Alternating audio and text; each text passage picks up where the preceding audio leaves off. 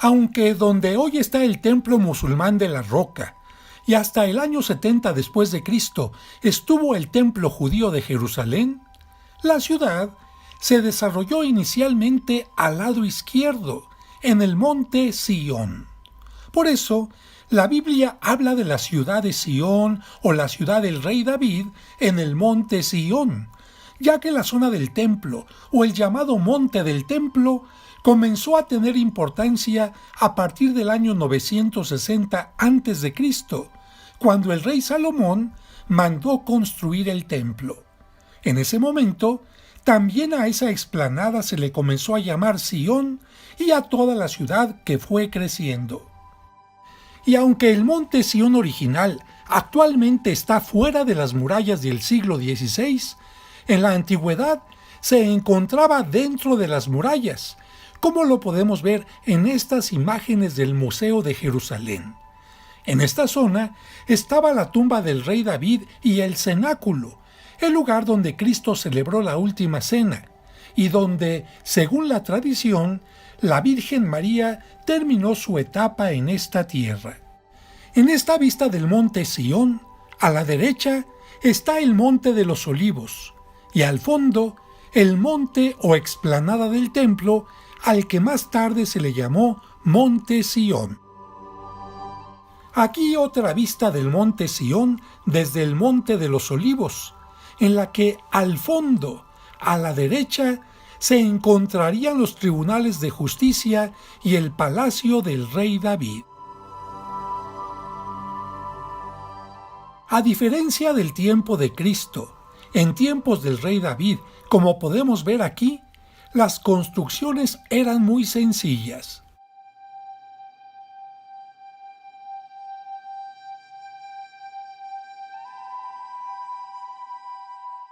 Esta otra maqueta del Museo de Israel nos muestra cómo era el monte Sión en tiempo de Cristo, mucho más poblado.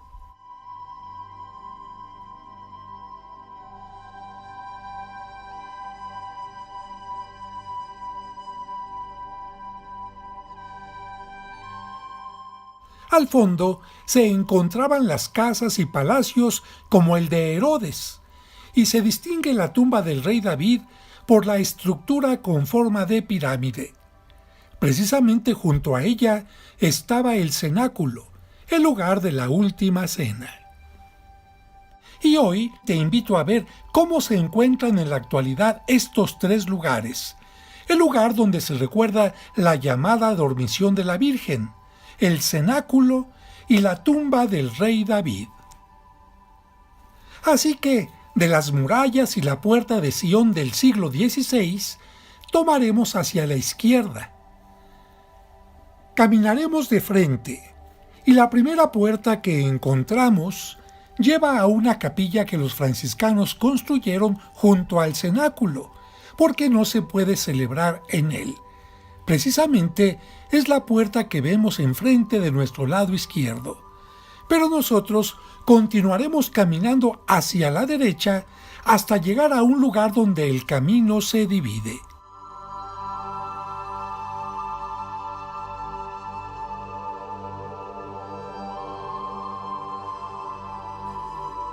En este punto, el camino se divide en dos. Justo frente a esta iglesia de estilo neorrománico alemán que recuerda las construcciones medievales. Nosotros tomaremos el lado derecho para visitar la iglesia que recuerda la muerte o dormición de la Virgen María, ya que como Cristo, ella tuvo que morir y terminar su etapa en este mundo. Pero al igual que Cristo, por estar libre de pecado, su cuerpo no sufrió la corrupción, sino que fue llevada en cuerpo y alma al cielo. La tradición afirma que la muerte o dormición de la Virgen fue en el cenáculo o en una casa muy cercana a él, ya que ahí era donde Cristo se reunía con sus discípulos y donde después de su crucifixión se siguieron reuniendo con las santas mujeres, ya que al ser forasteros no tenían una casa en Jerusalén y este espacio se los prestaba a alguno de los discípulos de Cristo. Incluso se piensa que en el cenáculo vivió la Virgen con San Juan. Esta iglesia no es el lugar físico del acontecimiento, solo conmemora el tránsito de la Virgen de este mundo a la vida eterna. En 1898, mediante la gestión del emperador Guillermo II, los católicos alemanes consiguieron el terreno y bajo el proyecto de Renard y Gisler construyeron la actual abadía benedictina con su iglesia, misma que se consagró el 10 de abril de 1910. Una arquivolta con diversos colores de piedra embellece el arco de la fachada, que en la parte superior muestra unas ventanas gemelas, pero generalmente se entra por una puerta más pequeña. Y ahora vamos a entrar.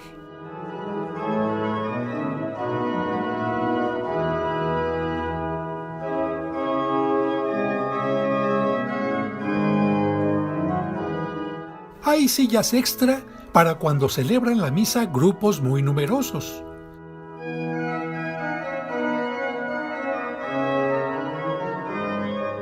El piso es un gran mosaico que incluye los nombres de los evangelistas, los apóstoles y los profetas.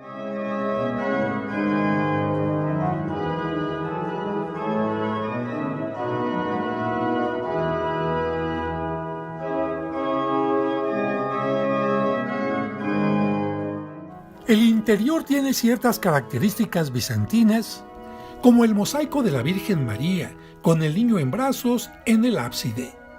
Ambos portan vestidos regios, ella de color púrpura, él de color oro. El libro que sostiene el niño tiene una inscripción en griego con la frase «Yo soy la luz del mundo». Bajo las figuras, una inscripción latina con la profecía de Isaías. He aquí que la Virgen concebirá y dará a luz un hijo y le pondrán por nombre Emmanuel. La planta del edificio es circular y tiene 4 torres en el exterior. En el interior hay 2 niveles. En el superior, con excepción del mosaico del ábside, domina la piedra en todos los muros. Tiene una galería con arcos y está coronado por una cúpula con mosaico monocromático.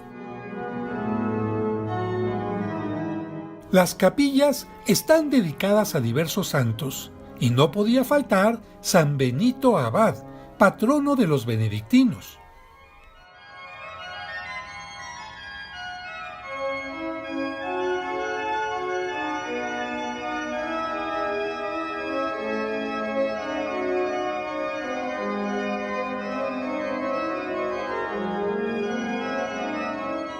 La Virgen saluda a santos peregrinos como San Corviniano con el oso, Santiago Apóstol como peregrino y San Guilebaldo, entre otros. Los Reyes Magos adorando al Niño Dios. Recordemos que su tumba está en la Catedral de Colonia, Alemania.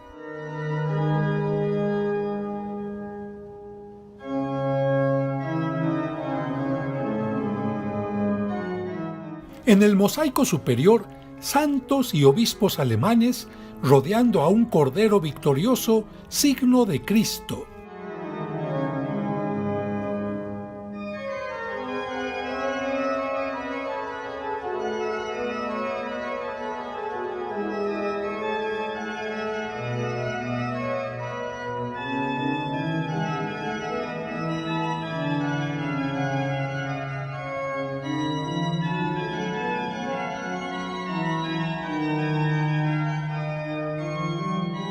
María con el niño, rodeada de obispos de Bavaria, y una inscripción latina que recuerda la profecía bíblica que anunciaba que Jesús nacería de la descendencia de Jesé, padre del rey David.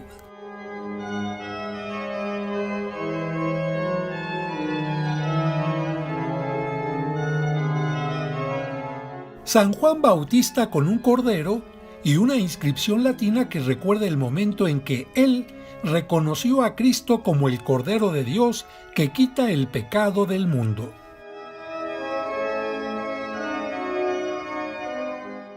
Finalmente, al centro, San Bonifacio, patrono y evangelizador de Alemania, flanqueado por San Lioba y San Mauricio.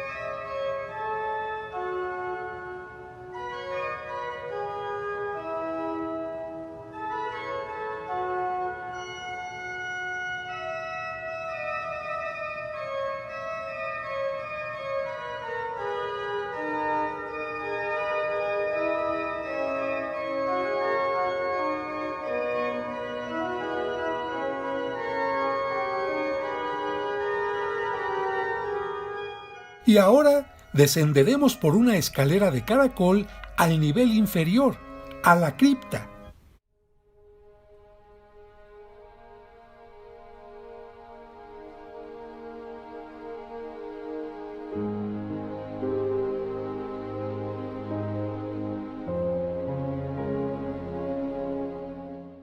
En el centro se ve una escultura yacente de la Virgen que recuerda su momento final en esta tierra. La imagen está inspirada en los íconos griegos y está protegida por una rejilla y 6 columnas.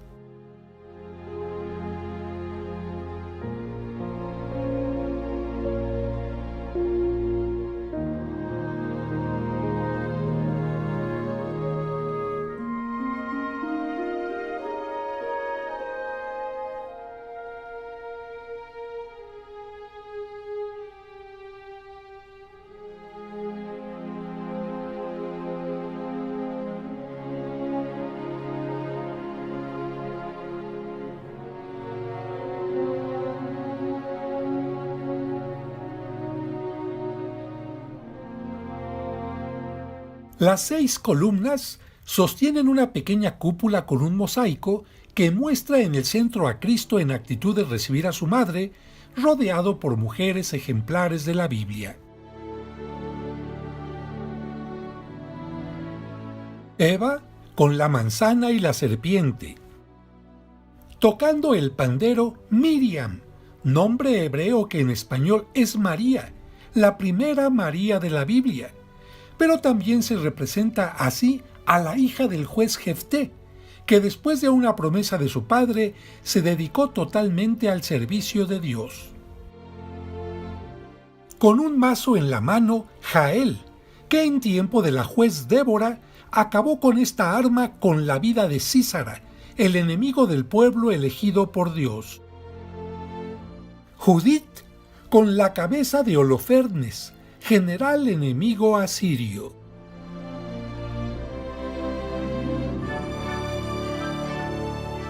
Esther, que ayudó a evitar la destrucción del pueblo judío.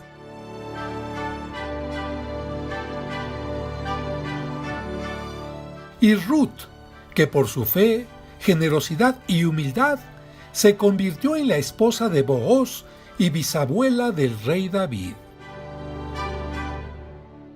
Todas estas mujeres, al estar en la cúpula, no solo coronan los méritos de la Virgen, sino también, por su fe, fidelidad a Dios, valentía y vida ejemplar, son consideradas como signos de María o de preparación a su llegada.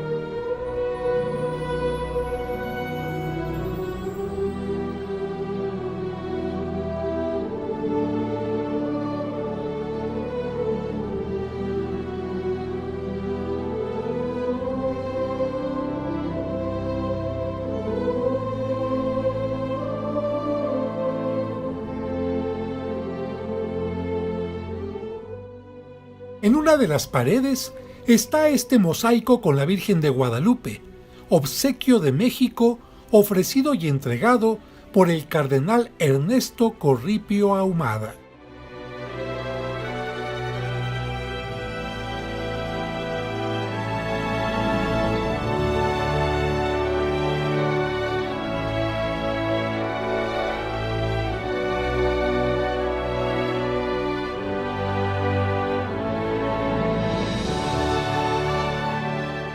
Al fondo se encuentra una imagen de Pentecostés.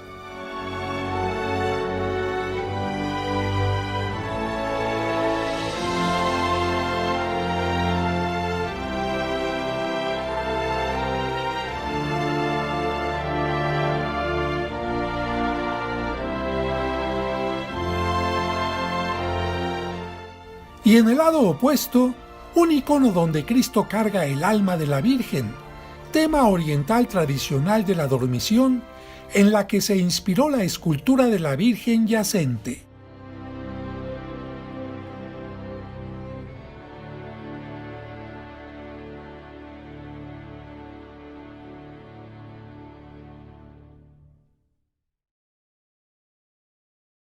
Regresando al punto donde se divide el camino, tomaremos ahora hacia la izquierda para dirigirnos, como lo indica el letrero, al lugar donde se encontraba el cenáculo, el lugar donde, en la última cena, Cristo lavó los pies a sus discípulos para enseñarles el mandamiento del amor y del servicio.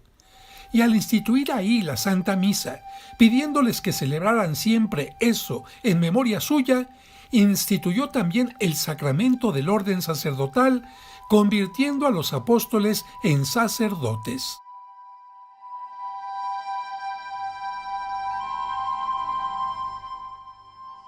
Este es el lugar, y ahora pasaremos por esta puerta para llegar a un primer piso. Es importante saber que en 1335 los franciscanos recibieron en custodia temporal este lugar, pero hacia 1552 fueron expulsados por los musulmanes otomanos, que aduciendo que aquí se encontraba la tumba del rey David, que para ellos también es profeta, construyeron una mezquita. Actualmente es propiedad de los judíos y por ello tenemos que pasar por este control.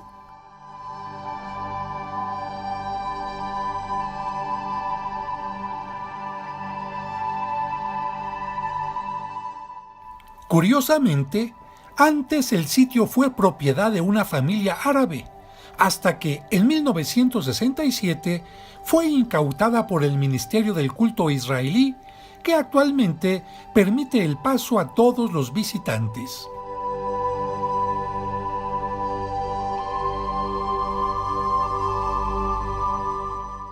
Estamos ingresando al lugar donde se celebró la última cena, donde Cristo resucitado se apareció a sus discípulos y donde ellos recibieron el Espíritu Santo en Pentecostés. Pero recordemos que en el año 70, cuando los romanos destruyeron Jerusalén, también destruyeron el cenáculo. Lo que vemos actualmente no es la construcción original, sino solo el lugar donde se encontraba.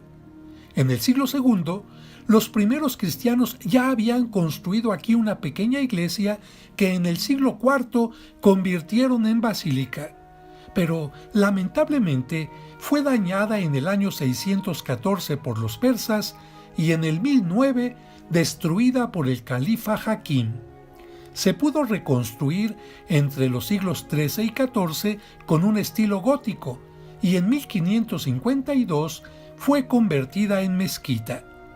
Afortunadamente, respetaron este capitel que muestra la figura de un pelícano que alimenta con su propia sangre a sus polluelos. La imagen recuerda el sacrificio de Cristo celebrado permanentemente en la Eucaristía que instituyó en este lugar. El 23 de marzo del año 2000, Juan Pablo II celebró aquí una misa privada. Fue la primera Eucaristía celebrada en este sitio después de varios siglos. Benedicto XVI lo visitó el 12 de mayo del 2009 y el Papa Francisco celebró también la misa el 26 de mayo del 2014.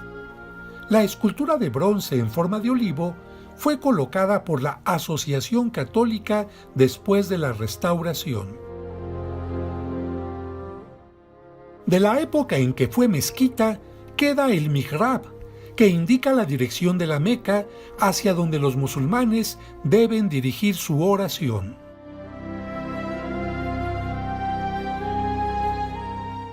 Después de pasar por la puerta de salida, así se ve el exterior. Aquí también se veneraba el lugar de la dormición de la Virgen, que con el tiempo quedó totalmente separado. Y ya que la tumba del rey David se encuentra en el piso inferior, nos dirigimos hacia allá.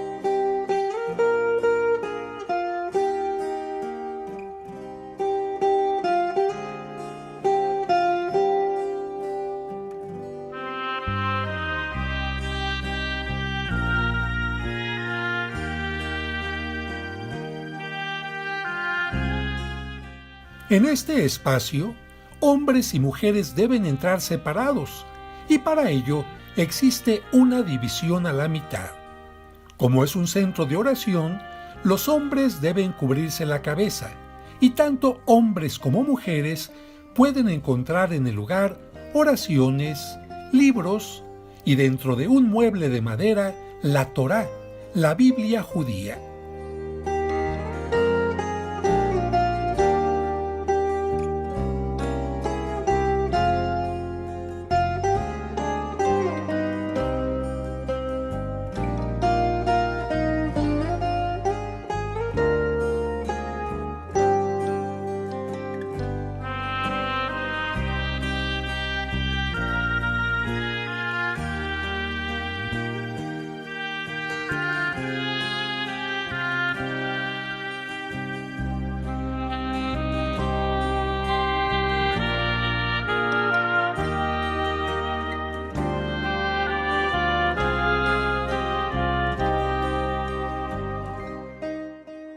El lugar principal también está dividido, y tanto en un lado como en otro se puede ver parte de un cenotafio, es decir, una tumba vacía o monumento funerario erigido como edificación simbólica que, desde el siglo XII, es conocido como la tumba del rey David.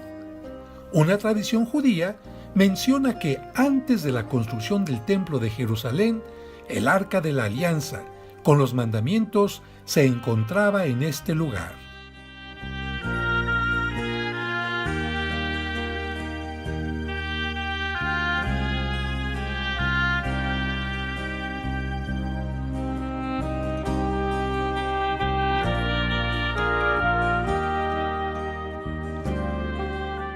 Y con estas últimas imágenes de la Basílica de la Dormición, nos despedimos del Monte Sión.